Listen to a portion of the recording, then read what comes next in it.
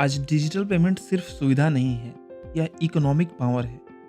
जिसके पास payment system होता है, उसके पास होता है consumer data, money flow, taxation और ग्लोबल ट्रेड का कंट्रोल। पहले ये power visa, master card, Swift और चाइनीज पेमेंट सिस्टम के पास था, लेकिन अब ये नेशनल डिजिटल सिस्टम उन्हें चैलेंज कर रहा है।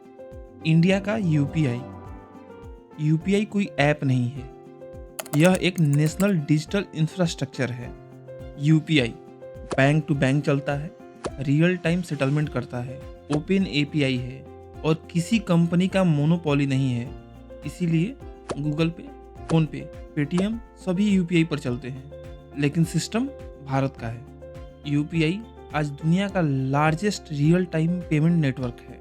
एनपीसीआई के 2024-25 के डाटा के अकॉर्डिंग यूपीआई से 14 से 16 बिलियन ट्रांजैक्शंस हर महीने हुए हैं।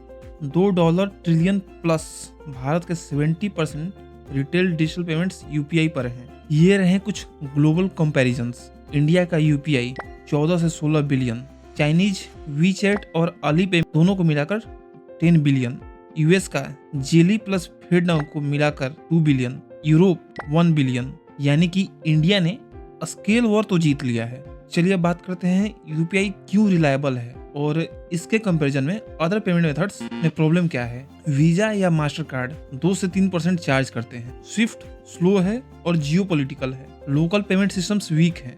वहीं UPI near about zero cost, instant settlement, government back trust, no US और चाइना कंट्रोल।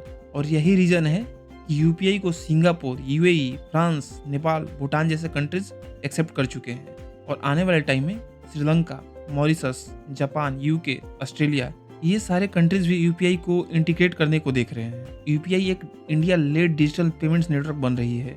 यह सिर्फ टूरिस्ट पेमेंट्स नहीं है। इंडिया हर साल $125 बिलियन रेमिटेंस रिसीव करता है। आज यह पैसा स्विफ्ट और यूएस कंट्रोल रेल्स से जाता है, जहां फीस 6 से 8% होती हैं और UPI based cross border payments इसे 1% से नीचे ला सकते हैं। इसका मतलब साफ है, billions of dollar Indian payment system पर शिफ्ट होंगे। यूपीआई एक ग्लोबल स्टैंडर्ड बन रहा है। आरबीआई और एनपीसीआई एक्सपोर्ट कर रहे हैं UPI QR standard, UPI light, UPI credit, digital ID plus payment stack. यह वही स्ट्रेटजी है जो चाइना ने टेलीकॉम और 5G में अपनाई थी, लेकिन इंडिया यह मनी मूवमेंट में कर रहा है। जो देश यूपीआई अपनाता है उनके बैंक्स इंडियन रेल से जुड़ते हैं, उसके मर्चेंट्स इंडियन क्यूआर यूज करते हैं, उनके सिटीजन भी इंडियन टेक पर डिपेंड करते हैं। यह है डिजिटल फाइनेंशियल पावर। यूपीआई ने भारत को वर्ल्ड्स डिजिटल पेमेंट आर्किटेक्ट बना दिया है। The world is not teaching India anymore, the world is learning from India now. अगर आपको यह वीडियो पसंद आई, please like and share this video and please subscribe to my channel. Thank you. जय हिंद।